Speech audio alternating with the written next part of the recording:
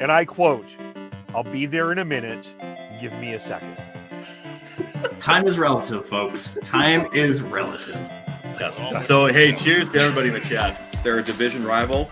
I don't care how many wins they get. Screw them. That wasn't the take I was expecting to hear. I want to gush over watching live Chris Tanev. I think that we completely underestimate the skill it takes to play defense. One highlight or several highlights does not a Calder trophy make. I'm stepping in here. I'm going to be the crotchety old man here. They need to learn patience. They need to understand the tension and everything and the drama. How dare! Look at this! How is McDavid not getting a penalty? You guys need to calm down with this, okay? You guys need to calm down with it. Tyler. Every time we have that, it's just, Tyler, did you not hear the weekend or the Friday of trade deadline in Canucks land where there were no moves Friday. We did get a move on Thursday, which we will touch on. But welcome to the Shifts and Pucks podcast. You can follow us on social media at Shifts and Pucks, Facebook.com Shifts and Pucks, YouTube.com Shifts and Pucks, Twitch.com Shifts and Pucks, and subscribe wherever you get your audio. Hello, Sean. How are you doing? Hey, Kev, I'm doing all right. Yeah, Friday was a bit of a shit show on social media post-deadline. But what else do you expect from this drama-addicted market? Yes, it is the Canucks of our lives, as someone has so eloquently put it this year. Like, everything is a soap opera move, and like it needs, like, every story should have a little bit of a dun dun dun after it. Like, that should be what happens. But we'll get into the Canucks trade deadline here, and there was a move. They did not completely go empty here. So we start with what happened with the Rangers and the Vegas Golden Knights. Riley Smith returned to the Vegas Golden Knights from the New York Rangers.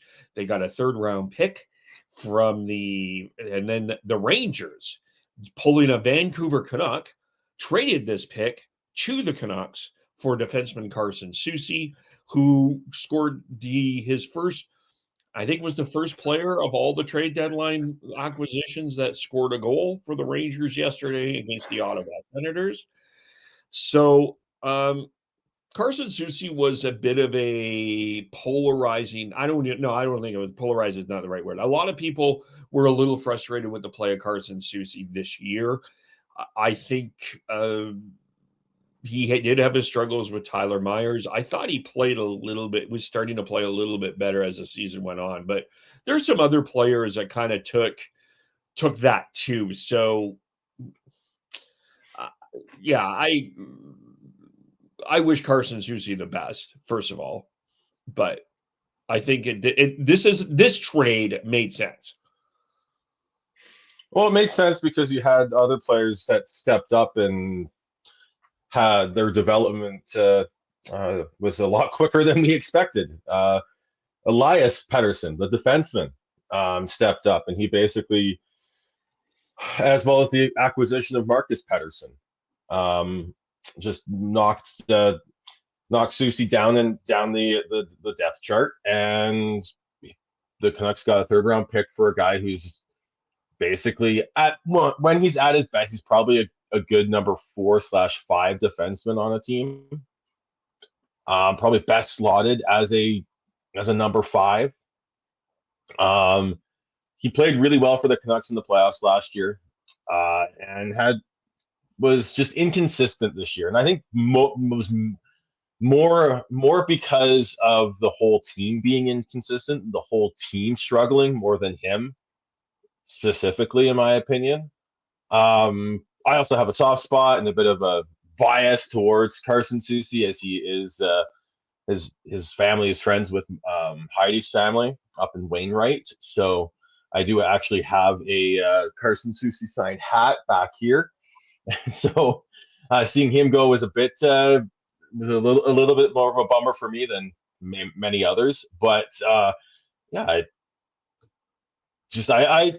it was fine. Like I said, the development of DPD as well as the acquisition of Marcus Pettersson just really brought really just put a squeeze on, especially on the left side of the defense for the Canucks. And so I think it was good. I hate using this term because I think it gets overused and just spammed out there because of, and we'll talk about this a little bit later, but it was good asset management because they had a glutton of solid left shot defensemen, and they have a younger player in DPD that they want to give more ice time to and develop more. So it made sense to move Carson Soucy on. Yep. And the other thing is you talked about MP3, Marcus Pettersson. I'm going to try to help make that stick because I think that's great. It's a great nickname. But Philip Roenick has stepped up and probably played some of his better hockey the last little while without Quinn Hughes, especially in the Minnesota game. He makes a couple of really nice passes, but I think he's been playing a lot better as well. So yeah, the decor. I mean, if you want to criticize, I mean, I'm hearing people. We're about to get into the big part of this, but I'm just going to start here with, if you're going to criticize Patrick Allvin, if you want to say he should lose his job, I would challenge you to examine anyone that has revamped their blue line as well as Patrick Allvin and the Canucks have. And you said that twice. Yep. Yes. They lose Quinn Hughes. They've lost Quinn Hughes for most of the second half of the year. They are able to bring in a guy and a young player in EPD. They and then you bring in Marcus Pettersson. You've got a really solid blue line. That blue line is not terrible at all. That's a very solid blue line. And let's not forget, Noah Juleson is out for the year. And I know that there's a lot of people that were not necessarily high on Noah Juleson, but that is a loss. That is a loss that you do need to find a way to replace because he's an NHL player. So, yeah, if you're they brought in Mancini as part of the JT Miller deal. The Marcus Pettersson acquisition, Alvin's revamped this blue line twice in the past 18 months. Because went into last season, everyone was questioning the way the blue line was. He brought in Ian Cole and Carson Soucy at in the summer of 2024, or summer 2023, sorry. And then he made the Zadorov trade last year, and that really helped the team, and the blue line looked solid then. They lost Ian Cole and Zadorov to the free agency in the summer. They tried Desharnais, didn't work, but they moved on from him. And they brought in Marcus Pettersson. And then they brought in Mancini, and they've started to develop the defense down on the farm with DPD now with the team. I'm not sure underrated, underreported, or what the right term is, but DPD was not papered down to the AHL at the deadline. So he's with Vancouver. He's with the big club for the rest of the season, regardless of whether the Canucks make the playoffs, go deep in the playoffs, don't, whatever. He's with them. Lekermacki was papered down. Seeloff was papered down, but DPD was not. They see him as a bona fide NHLer now.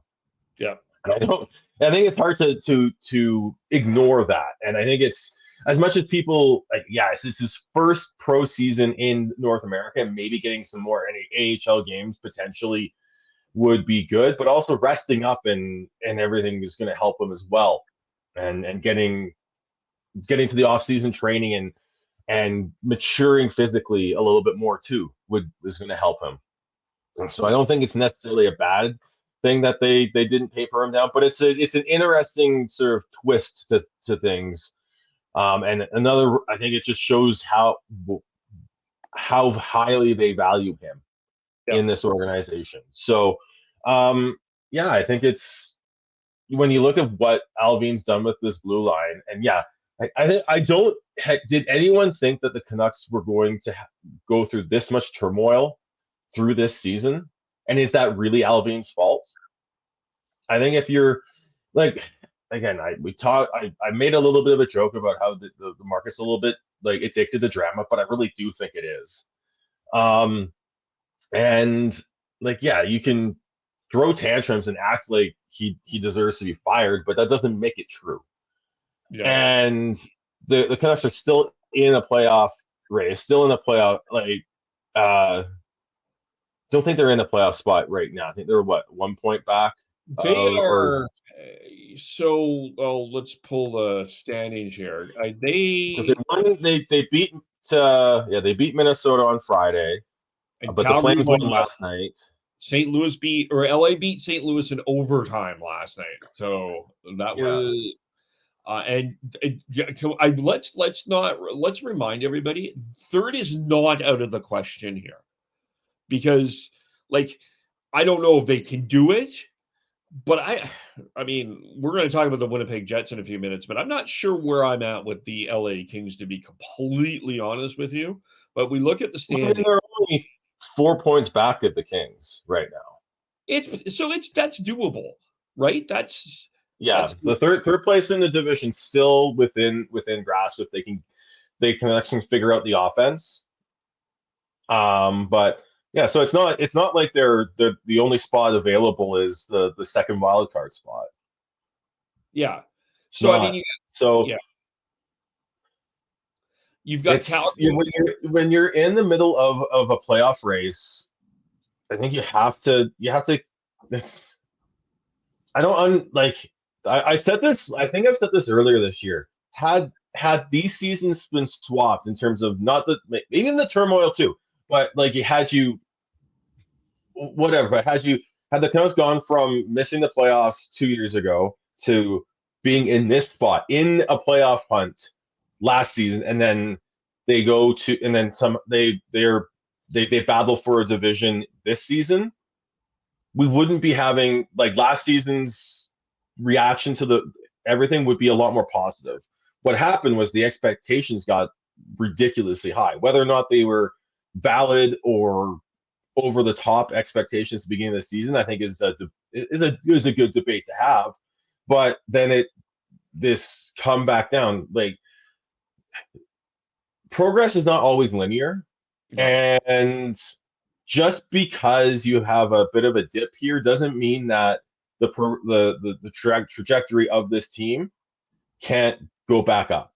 Yes, they made it. They had to move on from Miller, which is a big loss. But if they can make the right moves this summer, they could totally be back up battling for a division and being considered a bona fide playoff team and potentially a cup contender in the next 2-3 years. This Pacific Division, it's not the powerhouse that the Central Division is. I don't think the Kings are that great of a team. Sorry, the Oilers didn't do nearly enough to tell me that they're a Stanley Cup contender in any way, shape, or form. The Vegas Golden Knights were in the same position that the Vancouver Canucks were last year, battling for a wild card spot, and they were in the head in the division. You've got Calgary, who it's a realistic expectation for Calgary to have a step back next year. I mean, they're probably playing over their water this year. And then you got San Jose, who's developing, Anaheim, who is a nasty team to play against, but I still think they're a few years away. And then you got the mystery that is the Seattle Kraken. What is a Kraken? We don't know. Even on the ice, we don't know what a Kraken is. So this is not that strong of it's not that strong a division that the Canucks need to kind of. There's no need for the panic here. This is. Yeah, I don't know. I think people are just completely overreacting. I think to this. I mean, I posted this on Twitter. The reaction to and I guess we'll dig into the Boeser part here, but just in general, the reaction to this trade deadline was just absolutely baffling to me. It's just, I don't feel like people are truly examining this team in a deep enough level to tell. Like, I think that we're catching on to narratives here, and we're kind of catching like hockey analysis. Can I go on my old man soapbox here? There, I knew it was coming. We are in a generation of hockey analysis of catchphrases to see, we're so into the buy, sell, asset management, all of this. I don't think we truly know what they mean, but we just say them. It sounds really cool. I'm a hockey person, and I say that the Canucks should buy, sell. Oh, that's not good asset management. What is asset management? I don't know. They should weaponize cap space. How do they weaponize cap space? I'll use the Flames as an example, and Dan made this great point too. There was a bunch of Flame fans that wanted Nazem Kadri to be traded to Buffalo for Dylan Cousins. Nazem Kadri has a no movement clause. Why in the living hell is a 34-year-old Nazem Kadri going to go to Buffalo? Why is he going to waive his pay? Why would Buffalo want to make that trade either? Yeah, exactly. Like, what? Like, just to jump on what you're saying there, Kev. We live in a world where the armchair GMing and the fantasy booking, whether you're doing shows or you and I are both wrestling fans, the fantasy booking of wrestling. And if the teams don't do what you think is what you have armchair GMs or fantasy books, you're allowed to be upset. Like, we're not saying you can't be upset, but I think you need to take a step back and analyze what happened as opposed to the fantasy world that you want to happen. I think is what I think we're in a world that struggles to find that balance. And it's with the Canucks, like asset management, whatever that analogous term really means. I think they made a good move because they've got a good glutton of left shot defensemen in the organization, because we didn't even talk about Kirill Kudryavtsev. He's stepped up and had a really good first pro season as well. Let alone you've got Christian Wolanin, who's a good depth defenseman in the organization. You've got Akito Hirose, who was someone who stepped up a couple years ago and gave the Canucks a little bit of hope there. Minio has looked really good now with the Calgary Hitmen in the WHL, previously with the Seattle Thunderbirds. Like, you're starting to see the depth that the Canucks are building. Let alone you've got Arshdeep Bains, who's been able to be a serviceable bottom of the lineup forward. You've got Max Sasson, who's come in and looked good for the Canucks. Jonathan Lekaramäki has had a really good first pro season in North America. So I think it's the way. I think the trajectory of the Canucks is actually better than what the majority of the loud market wants to let you think. Yes, they're not perfect. They've taken a step back this year, but they had to trade away JT Miller, but they brought in Marcus Pettersson. That blue line looks solid now. You've got Hughes and Hronek as a pair. You've got Pettersson and Myers as a pair. That looks pretty solid. And then you've got DPD coming up and looking good. I think the Canucks are decently. You've got Tom Villander is someone who, like, I wouldn't be surprised if we see him turn pro at some point this year. Yeah.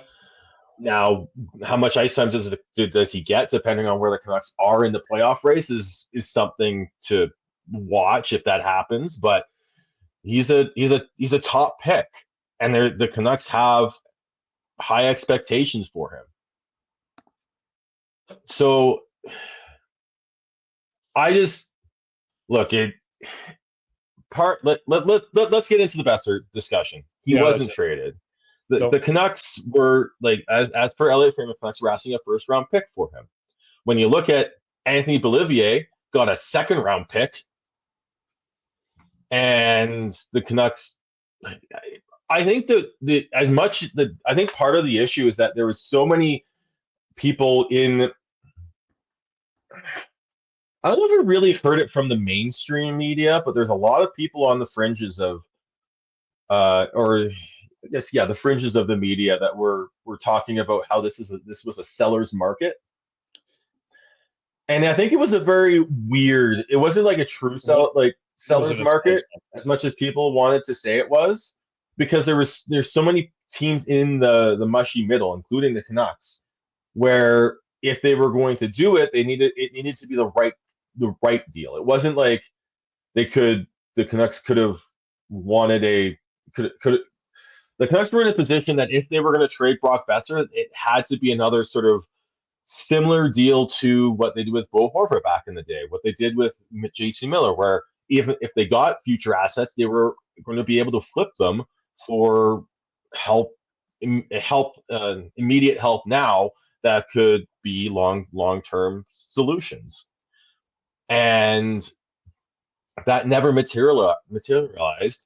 And you can't just just the same, in my opinion, the same people that are yelling and screaming and crying about the Canucks not moving Brock Boeser for quote-unquote asset management purposes would also be crying, screaming, and yelling about the fact that Brock Boeser was only got the same as Anthony Beauvillier if they accepted a second round pick.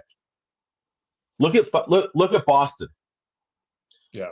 How upset is that market based on the fact that they only got a conditional pick for Brad Marchand? In 2028, by the way. Yeah, and it's so far down the road that a lot of fans aren't even going to see it. As soon as there's Colorado was a big buyer, Dallas was a big buyer, Carolina was doing stuff, but was so caught up in the rant and kerfuffle that they weren't able to make any moves. Toronto and Winnipeg made big buys, but they were looking for defensemen and centers. Yeah. Not a scoring winger. I think the other thing with wingers too is that they need to fit your system and they need to fit in your roster lineup effectively in today's NHL. And as much as that sucks for the Canucks, because Brock Boeser is a very damn good hockey player. And if the Canucks were able to get a first round pick for him and then maybe flip it, maybe not at the deadline, but maybe in the summer for some help going into next season would have been good. But you're also is that player going to replace, or whatever would have happened would have been able to help the Canucks more than Brock Boeser right now, and maybe even into the future, because I'm going to make the bold prediction. I think the Canucks do re-sign Brock Boeser. Just because they played hardball with him doesn't mean that he doesn't want to stay. I think he does want to stay, but I think that this part of the issue here is to compare this situation to Mikko Rantanen is just to put that perspective. Rantanen didn't want to be in Carolina for whatever reason that you can dig into the issues or not. He wanted to move on, so that he was willing to negotiate. I don't know if Brock Boeser. I think that the problem with Brock Boeser is he would have been playing hardball with a lot of other teams. So from another team's perspective, I can see why you're not giving up a first round pick for a guy that is ultimately probably going to be a rental. But and I think that's because I think he does want to stay in Vancouver. I think he's been very public about that. And I don't think that the Canucks really want to move on from Brock Boeser. They're both playing hardball. It's a negotiation, and so Boeser has signed two shorter term deals, and you want something a little bit longer term. and he's pushing for this 7-8 years, which is a lot. I think you and I both agree that when signing a player who's in their late 20s to an 8-year deal, I think is not necessarily the best for roster management and everything. But if you can get it, like I feel like there is a sweet spot to be made here between Boeser and the Canucks, and I wouldn't like. I'm not saying it's going to happen, like not guaranteed, but I'm going to say I think it can happen, and I think it should happen. Yeah, I mean, would I have liked an extension for Brock Boeser before the deadline? Sure, but it didn't happen. I mean, the quote that has gotten around that was the Alvin quote, which was basically, if you heard what we were getting offered for Boeser, you wouldn't believe me. And then Friedman reported that's a first-round pick. I also think that there's a part of this market that has a very, and I think if Chris was on here, I think Chris is probably the biggest one of all of this. There is a very soft spot in the Canucks market for Brock Boeser. Like it's a very, I've got a big soft spot for him.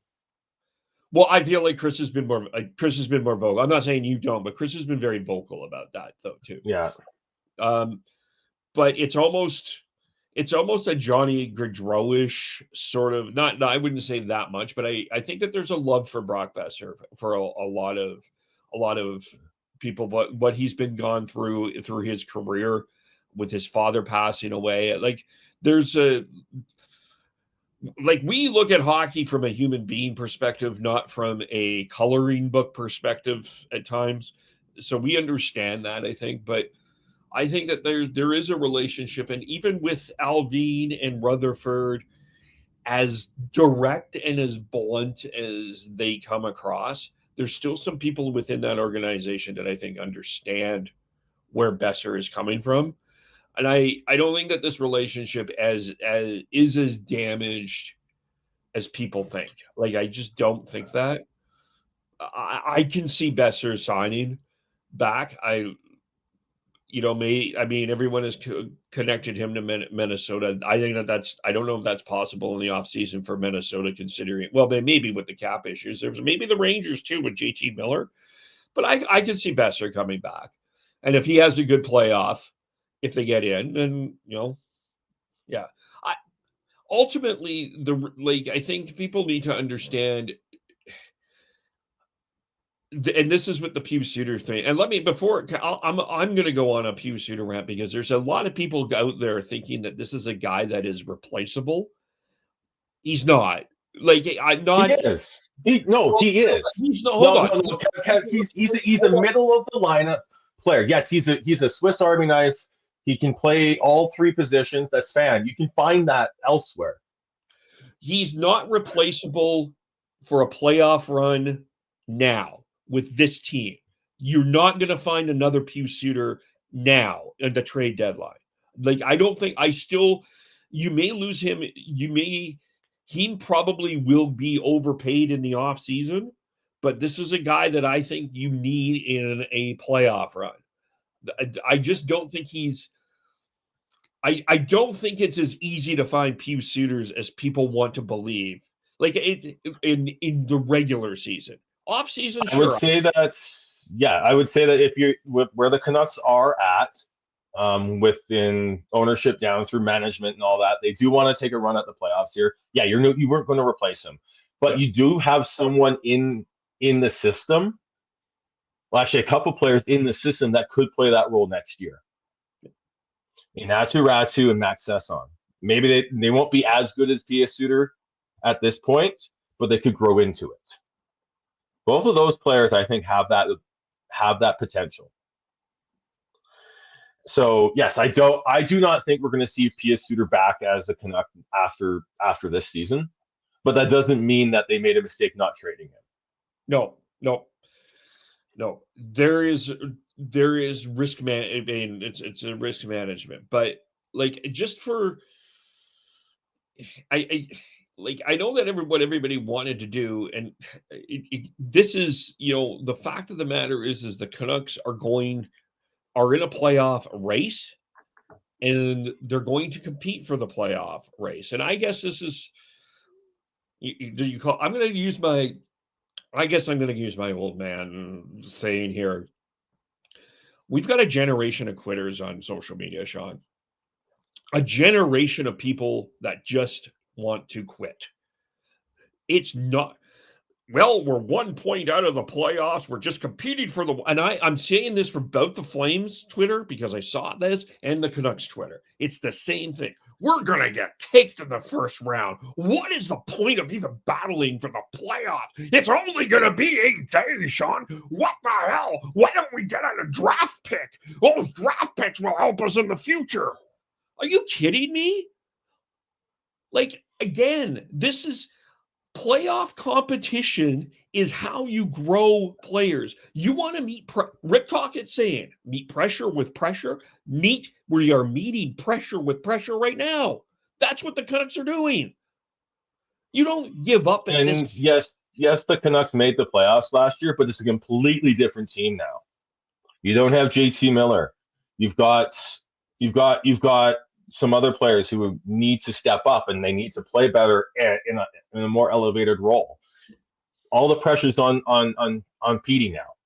That, like, if he can help this team make the playoffs and play in the playoffs as the guy up front, that's going to help him in the long term. You've got Brock Boeser, who needs to, like, again. You've got Jonathan Lekaramäki. Like, that, I don't see them sending him down until they're out of it right now. With the current lineup, I think has potential here if they can figure out the chemistry can get going. He's currently on the line with Drew O'Connor and Philip Hedl. Speaking of two players that are in elevated roles compared to where they were. Hedl specifically is someone who you've got Pettersson and Hedl who are playing in more elevated roles compared to last season when they were both in the playoffs. Yep. You've got DPD who is going to benefit from playing in tough games. Like, it every time you play in tough games, every time you play in meaningful games, it helps. And just selling because you don't think you have the fans wanting teams to sell because they don't think they have a quote unquote chance. Yeah, it is a quitter's mentality. We talked about this on this podcast multiple different times. The quitter's mentality that is in that comes across here is just it's frustrating. And it's like I want to watch playoff hockey. I miss playoff hockey. I miss being emotionally invested in games. Like, I haven't been a lot. Beginning of the season, yes, I was probably too much actually, but and now I've sort of taken a step back, and I'm no longer as emotionally invested because it's a long fucking season. Yeah, but also, like, it's the Canucks haven't. But I want that back, like having the Four Nations where I was emotionally invested and much more attentive to games than I have for a lot of the NHL regular season. I loved it. I missed it. I want it. And yeah, like, I do think that it doesn't matter if you've been in the playoffs before. Every playoff game helps. It helps you figure things out. Actually, you know who is also a player who I want to see in the playoffs this year on the Canucks is Nils Höglander. Yeah, he disappeared last year in the playoffs. Yeah, and he's been in spurts and jumps here. Currently on the fourth line with Bluger and Sherwood, but if he can step up and show the way he can play with the tenacity and the forechecking and even showing skill here and there. Like, it's going, like, more playoff games for players like Nils Höglander helps. Exactly. You develop, you learn how to win by being put in situations that you win. Like the Washington Capitals are a phenomenal example of what we're talking about here, because last year they were minus 55, I think, in goals for against getting into the playoffs, and they were going to be caked by the New York Rangers. Everybody knew it. Now they're second in the league in the NHL points. Like, like, so they obviously, I mean, they made some good ads. They added, I mean, Dubois worked out so far, and Mangiapane is working out so far. Their goaltending has been fantastic, and Ovechkin is on a legendary run here, a special run, but they figured it out. And now that, like, I don't know, I think even going through that adversity of going through this stuff is how you learn to win. You can't back away from that. It's like, and I'll say this, I think draft picks at times are very overrated. And this was a draft. This was not a seller's market. This was a draft pick market. This was not a seller's market. Like, you look at everybody that got, like, everybody, there was very few players in terms of selling that were moved. Like, you had Fraser Minton and for Brandon Carlo, Spencer Knight in the Seth Jones trade. You had Callum Ritchie in the Brock Nelson trade, and a couple of others. But it really was more about draft picks. No, and not even 2025 draft picks. It was mostly 2026, mostly 2027. This was a draft pick market. I wouldn't say it was a seller's market. I think people get overhyped about draft picks and they see Gianni Gore traded for a first round pick or 2 first round picks, and they're like, oh my goodness, Seattle did so. They're actually really early second round picks when you look where Tampa Bay and Toronto is going to be in the standing. Like that, I just think that we overhype draft picks a lot. Yeah, I saw some talk about how the Canucks missed an opportunity to show Quinn Hughes that they're to give him more confidence in them by not moving players out for picks. I'm like, I don't think getting a couple draft picks for Suter and Boeser would have sold Quinn Hughes on anything. Because the whole we're at the point where everyone's all freaking out about Quinn Hughes leaving, even though he's got 2 more years on his deal after this year. Like, it's this offseason is going to say a lot more to Quinn Hughes and how they play going into next year than anything. A lot more than what they would have done here. Like, the only thing that they could have done here to sell Quinn Hughes on is we would have found a way to get like a Mikko Rantanen without giving up any major assets. Yeah. Like, the problem with that Rantanen deal is that they needed Carolina needed a roster player back, and would have had to have been like Boeser and 2 firsts for Rantanen. Would the Canucks have done that? Probably not. Had they been able to get away with like using Lekaramaki and some draft capital to make it work? Maybe. But it just, I don't know. I think that the idea that trading players for picks would have helped the Canucks sell Quinn Hughes on the future of this organization, I think is a flawed argument. I don't think it actually holds any weight. I think it's the mystery door of the draft picks is a bit of a, again, it's the hope that kills you, right? You hope that every draft pick turns out, right? Not every draft pick turns out. No, and that's the thing, right? You have to be consistently drafting very well, not only in the first round, but all through, right? Because there are going to be misses. That just happens, right? So, I mean, here's I think it's an interesting discussion, because then people would come back at you and say, and that's why you need as many draft picks as possible, because not everyone's going to turn out, so you want as many opportunities to get it right as possible, which is fair, but you still need to balance it out with what you're trying to do at the time. And the Canucks are over the rebuild part now. They've had to retool, reconstruct, whatever RE word you want to use, over the past 2 years. And the other thing I remember hearing is this core stale. I'm like, this core has been turned over massively in the past 2-3 years. Yeah. They traded they traded their captain in Bo Horvat, brought in Philip Hronek. He's part of the core now.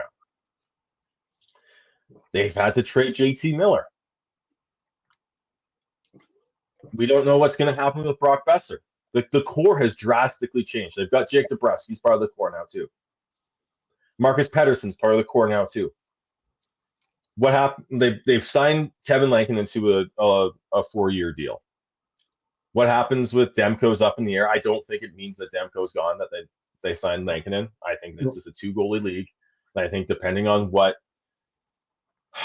Demko's got, one more year after this? Yeah. Yes. Yeah, he's got one more year at $5 million after this. You can totally go into next year at $9.5 million for goaltenders.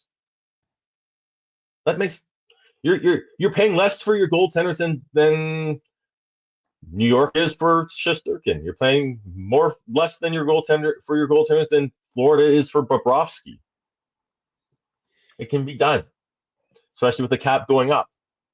So, and just because Lankinen signed to that deal doesn't mean that he can't be traded later on if Demko refines his form.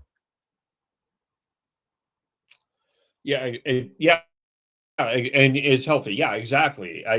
So, and the other before we examine if the Canucks will be kicked in the playoffs, let's talk about the reality of a possible trade, the reality of an unconventional way to look at a trade deadline acquisition. This was a heavy week of news, but we did have the mea culpa apology from Elias Pettersson, 40, coming to grips with saying, yes, he knows he needs to play better. Yes, his comment towards Ian McIntyre, which I don't necessarily think was a direct shot at the media, but the media people took it as that. So he apologized for that situation. He spent more time on the ice. He played 25 minutes of really solid hockey against Anaheim, even though he didn't score a point. And I thought it was really dangerous against the Minnesota Wild. And I actually think for the most part, the second half of the year, I think we've seen a better Pettersson than we did in the first half. I know that a lot of people are looking at that Four Nations and he wasn't great there. A lot of players weren't. No, exactly. A lot of top players weren't. Yeah, who else did not have a point in that tournament was JT Miller. Yep.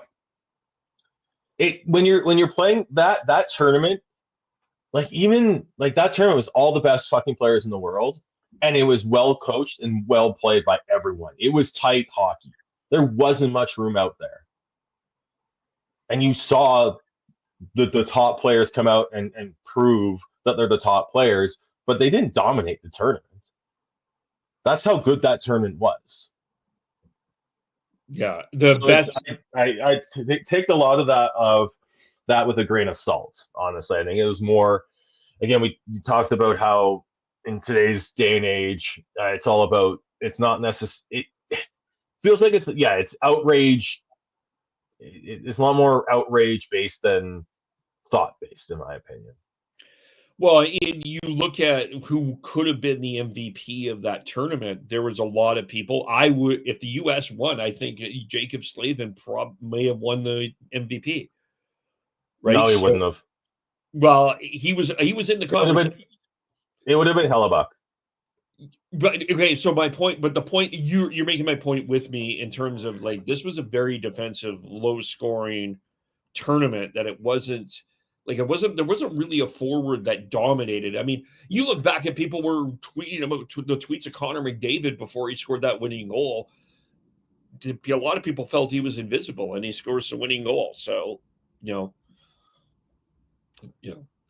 anyway.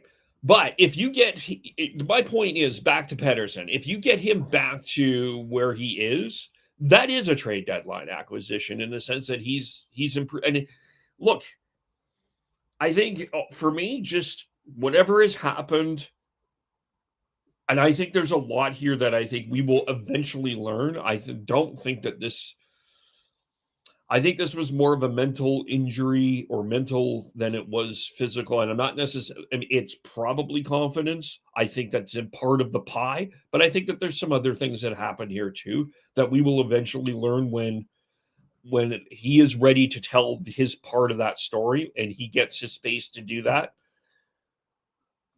If he is be for years too, by the way. Totally.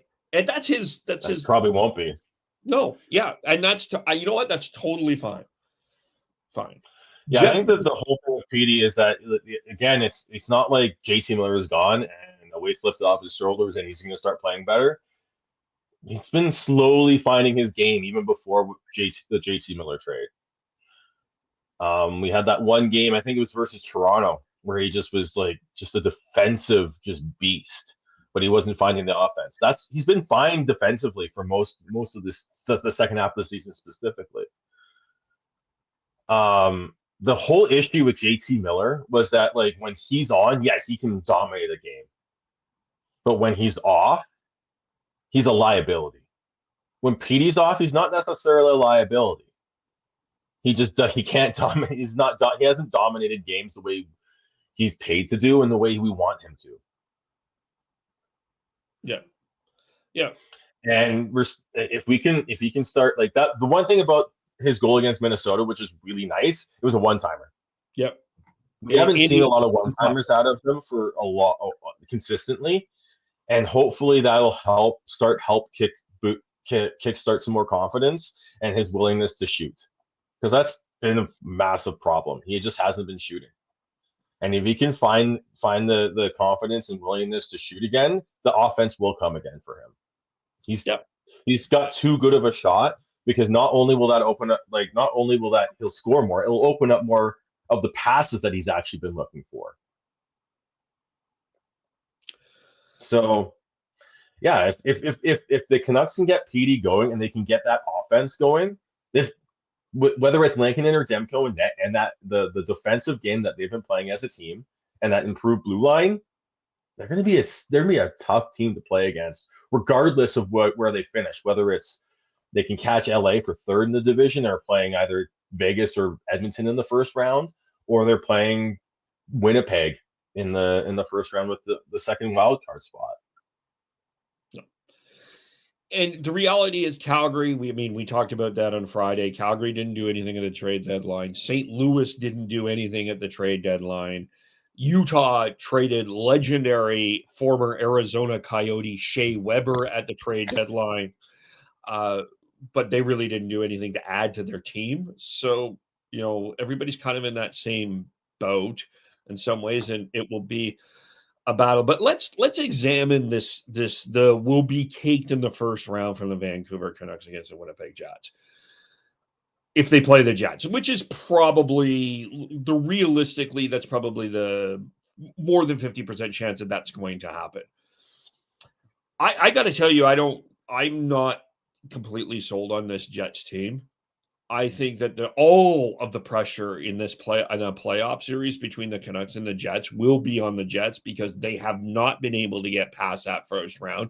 They had that for one good game against Colorado, and then Colorado, if you want to talk about a caking, go back and watch what Colorado did to Winnipeg, and Winnipeg had home ice advantage. I think they missed out on getting a number 2 center. I think Winnipeg really wanted Brock Nelson. That didn't happen. I think Brandon Tanev and Luke Schenn are good ads, but does it get them over the top? I'm not convinced. Feels like a power play one-line team, and we know that Tyler will be on here and will back us up. Calls are different in the playoffs. The power play thing is a lot different. I look at the Canucks. If Demko and Lankinen, I think, gives them a puncher's chance in terms of goal matchup. If Quinn Hughes is back, all due respect, I love Josh Morrissey, but Quinn Hughes is the best defenseman in that series. And forward-wise, you probably give the edge to Winnipeg, but it's not this massive major edge. I think the Canucks have – I said this on Hot Take Hockey on Friday. I've said this on Twitter. I think the Canucks can beat the Jets in the first round. I really do. I do not think that is they have a chance, yeah. Go ahead, it'll come down to the goaltending, honestly, in that series more than anything else. I think Hellebuck's got, like, regardless of who the Canucks have in net, Hellebuck's got the edge there. He's just been that damn good over the past few seasons, including this year.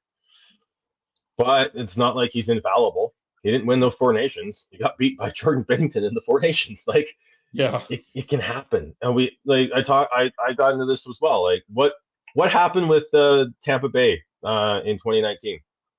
Yeah, Columbus beat them. Exactly. What happened to Boston? Yeah. People forget that Florida was an 8 seed getting to the final. That's the thing. It's like, yeah, it doesn't matter. And we're not saying that the Canucks are can go to the cup final, maybe, but I think realistically we can say that's probably not going to happen. But that doesn't mean that going back to what we said earlier, it doesn't mean that going to the playoffs is a waste of time. They're going. You've got Lekaramaki will be part of the team.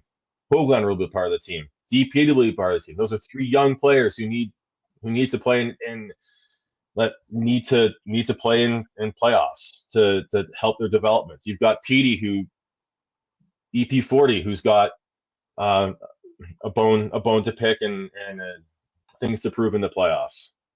You've got Quinn Hughes, who wants to play in the playoffs. You've got the whole fucking team wants to play in the playoffs and show that they belong and deserve to be in the playoffs.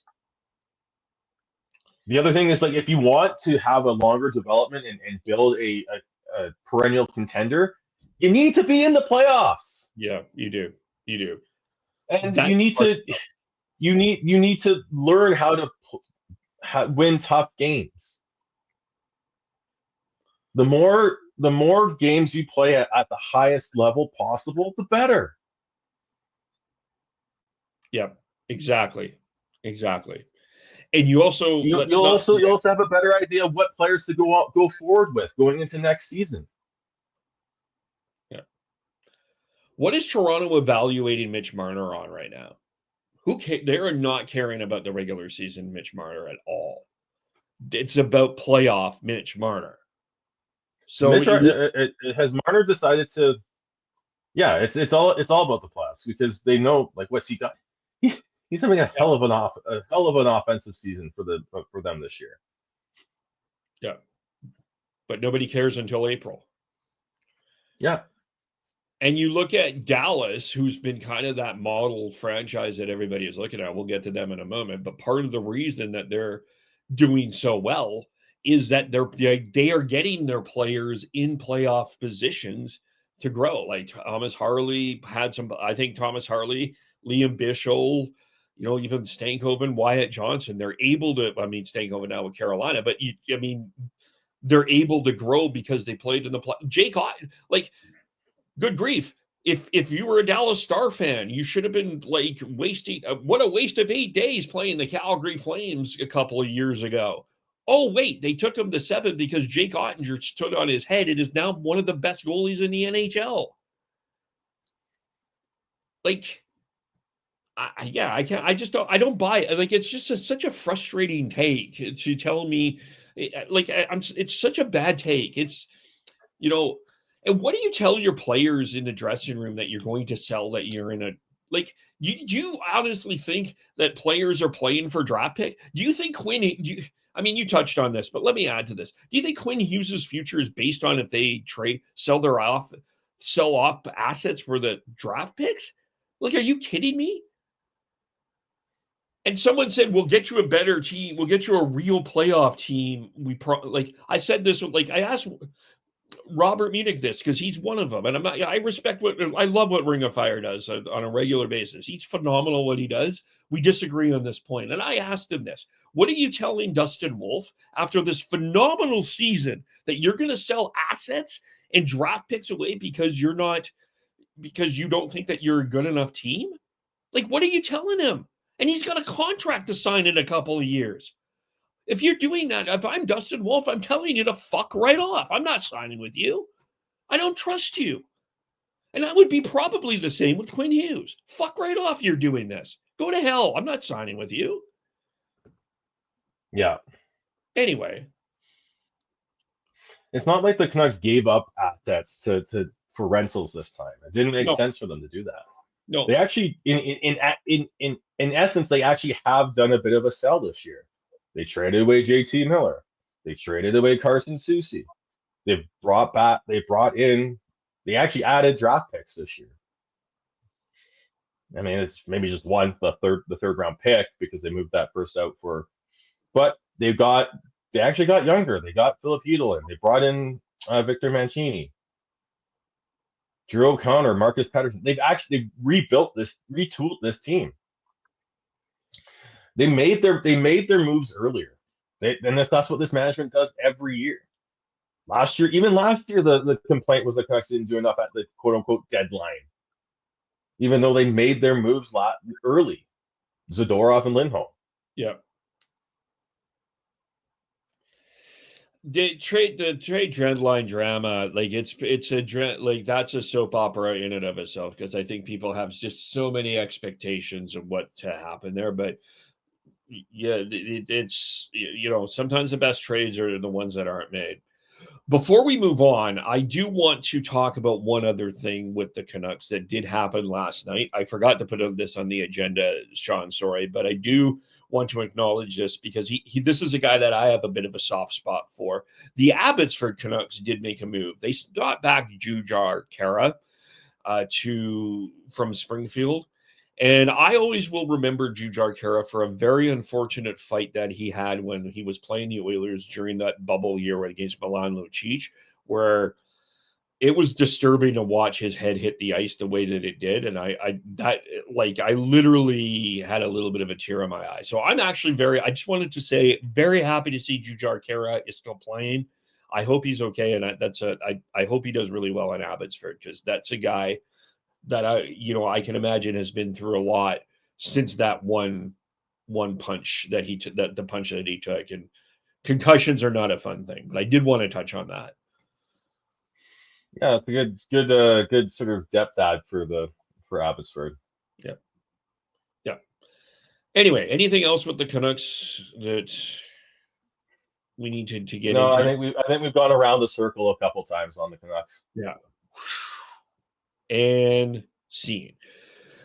It was a very interesting NHL trade deadline, and of course the main character of it was Mikko Rantanen and the Carolina Hurricanes, and this started just before the Four Nations, where it was Friday night trades for a couple of weeks there. We had the Mikko first the JT Miller was on a Friday night, but the Mikko Rantanen for Marty Necas, Jack Drury, and a couple of other things ended up in Carolina.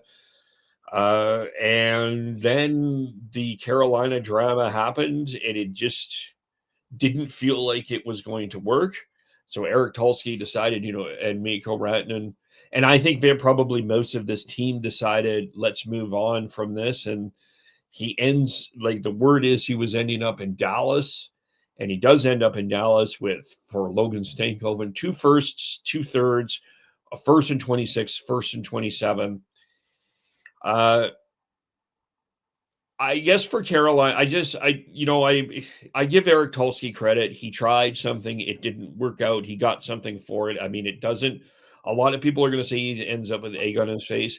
You know what? He tried. He absolutely tried something. It didn't work out. I give him full credit for that effort. But are the Dallas Stars the Stanley Cup favorite? I mean, they should be. They added Rantanen. They've already added Granlund and Ceci earlier. Let alone they made that they signed Wyatt Johnson to a contract extension on the deadline day as well. They've got depth. Rupe Hintz left last night after a scary incident, but they've got depth. They've got the tie-end skill. I think if they're healthy, they should be the Stanley Cup favorites. They've got Ottinger in nets. They've got Miro Heiskanen on the blue line. Yeah, I don't see how you can't make a legitimate argument that they are the Cup favorites now. The only concern that I have with the Stars is I'm not convinced that right. I mean, I'm going to assume they're going to move Heiskanen to the right side, but I'm not sure that right side of that blue line is a strength, but we'll see. They still are going to be a really good team. So, did you have any thoughts on that whole Rantanen situation? I mean, yeah, the Carolines may not be as good a team as they were pre these two trades, but Stankoven's still a really good player, and they've got assets that they can use to make moves in the offseason. Like I don't see them hanging on to those picks. No, they're gonna go. No. Yeah. So, and then Dallas is solid. Yeah, the right side of the blue line right now, they got Dumba, Soucy, and Lyubushkin, who are the healthy ones. I expect Heiskanen when he comes back to play on the right side. So, because you've got Lindell, Harley, and Brendan Smith or Erling Bischel. Yeah, that Bischel's a monster. Yeah, what's hilarious though is that what is most likely going to be a first round matchup is ridiculous. Oh Dallas my God, in Colorado! Holy smokes! That and you talk about a team that went through a complete rebrand throughout the year. They traded both of their goalies. They added a defenseman. They've revamped their entire forward group. They're bringing in Nichas, Brock Nelson, and Charlie Coyle. And then they added Ryan Lindgren as well. This is a brand new Colorado Avalanche team. And that's going to be, and with the Mikko Rantanen drama, that's insane. That is going to be insane. That's juicy. So yeah, I think, and on Carolina's side, you've got two of the best sort of water bug smaller energy players who are skilled in the league. In Stankoven now can learn from Seth Jarvis. Yeah, Seth Jarvis. Yeah, I think for what they took a swing, but I don't think they're a little bit worse off this year. But I think going into next year and the year beyond, they're still going to be competitive. Yep.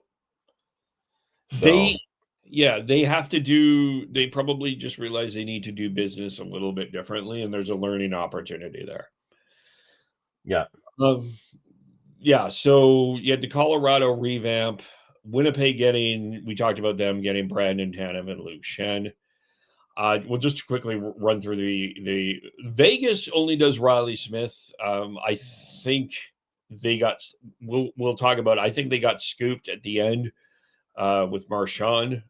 But the Edmonton Oilers,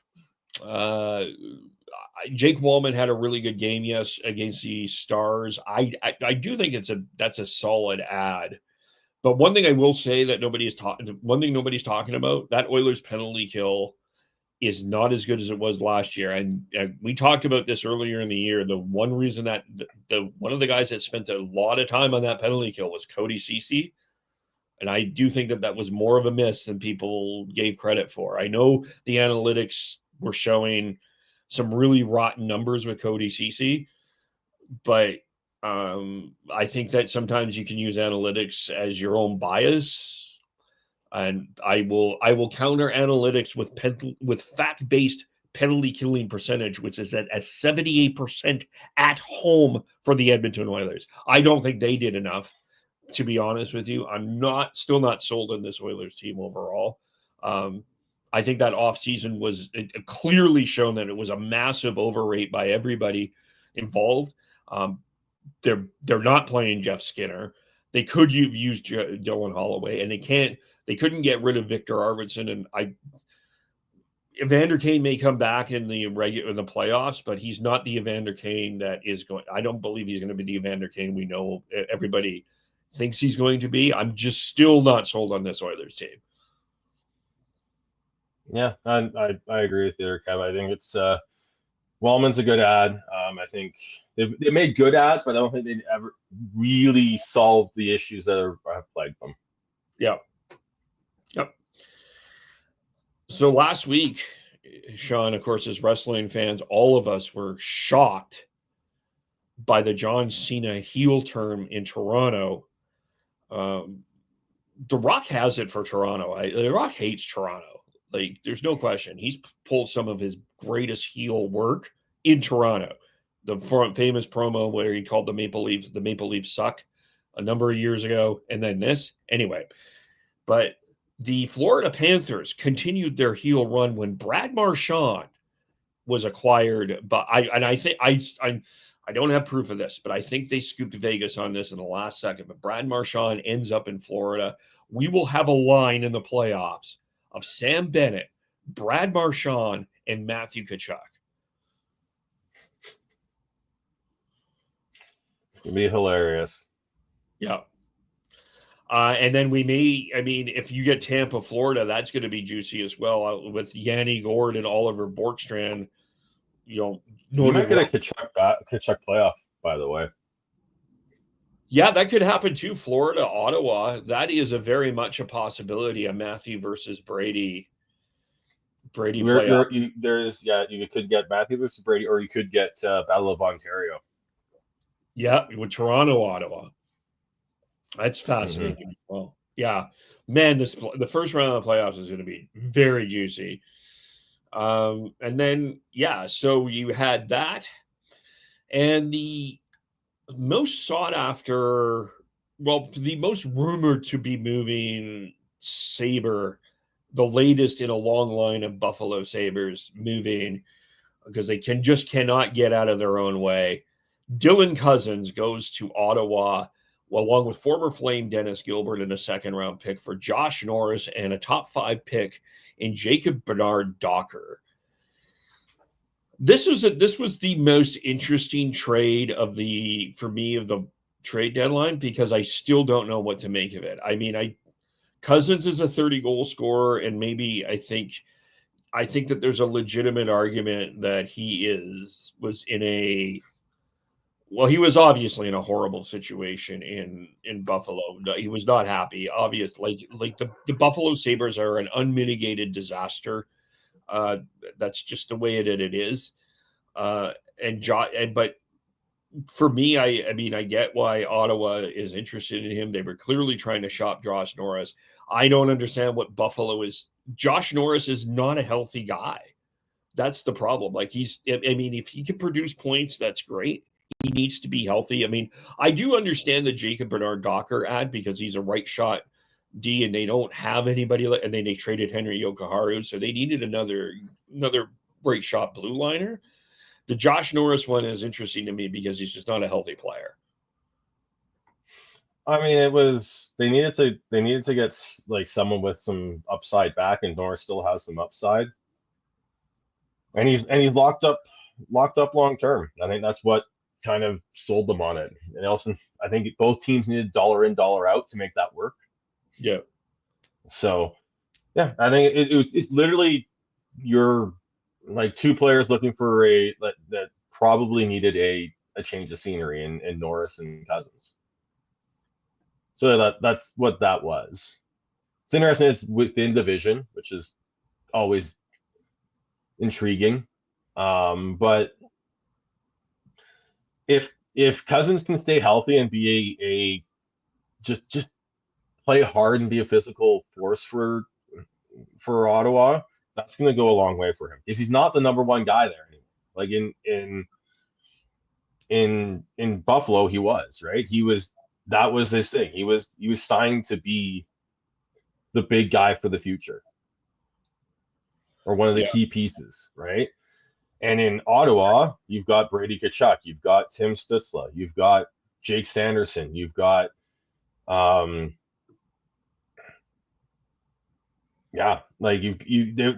enough players that are ahead of him in the hierarchy there, that like he can settle down and be not necessarily a secondary player, but not the guy, especially the guy up front.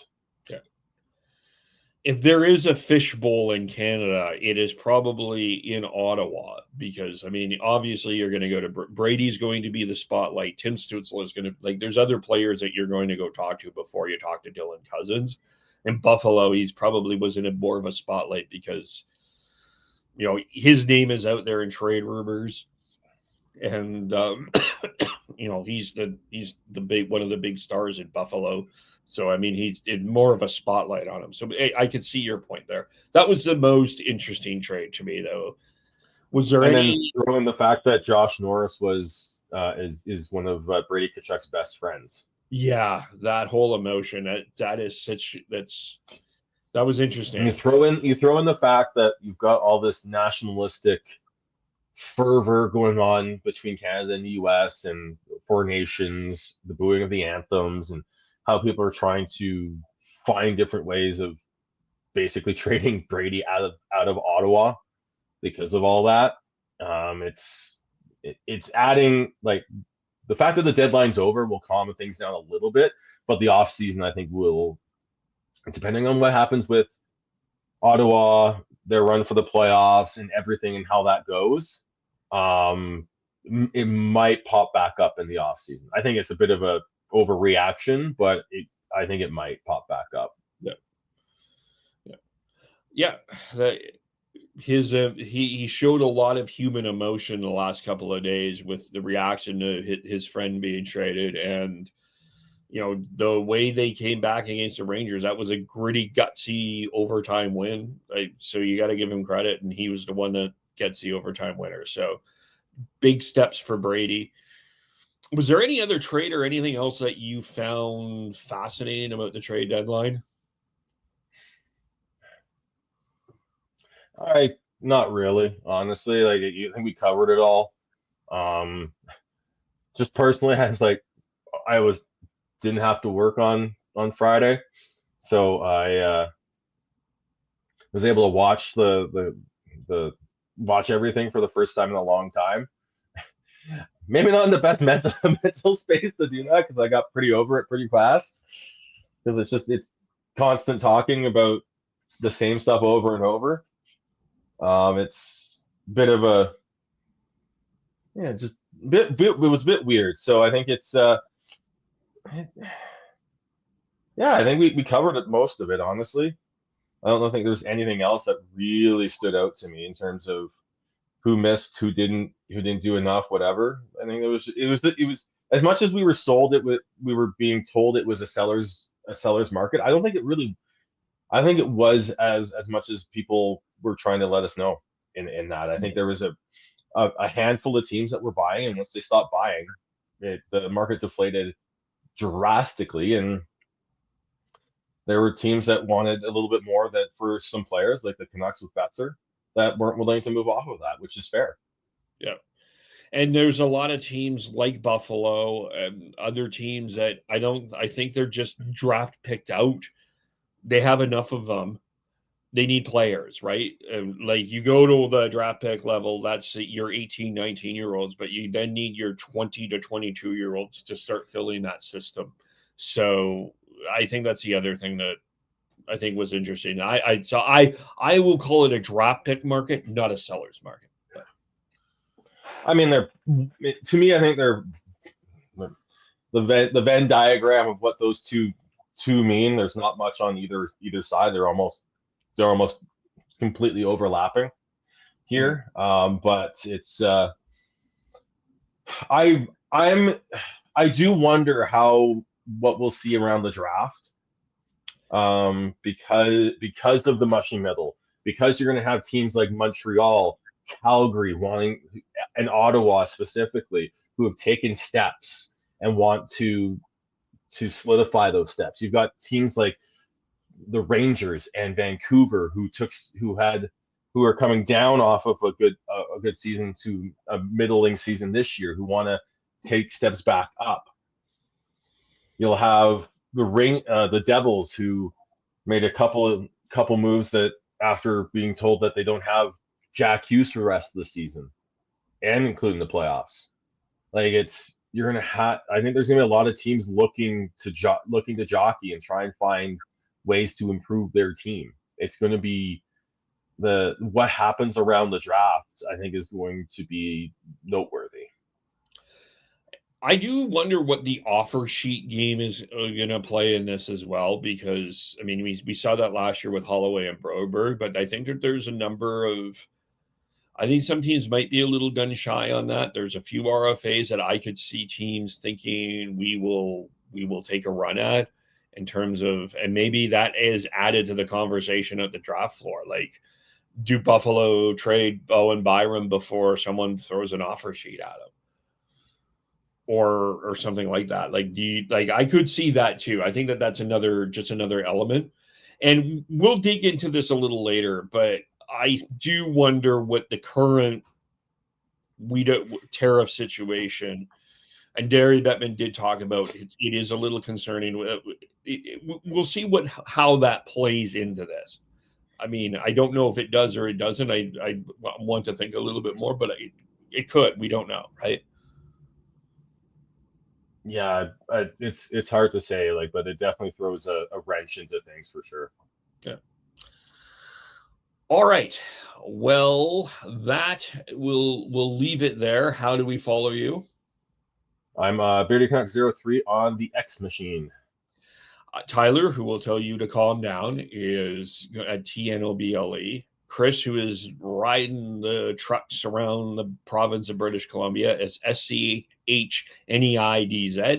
Devin is opening new stores and new offices out in Ontario, is mostly found on Instagram at dhomesmith. You can find him you can follow him on Twitter at GordonHowe09, but that is fleeting. He doesn't post. So find him on Instagram there. I am KEVOLE, Shifts and Pucks, Facebook, YouTube, wherever, Twitch, wherever you get your audio. Thank you for watching. Thank you for listening. And we'll talk to you very soon. Bye for now.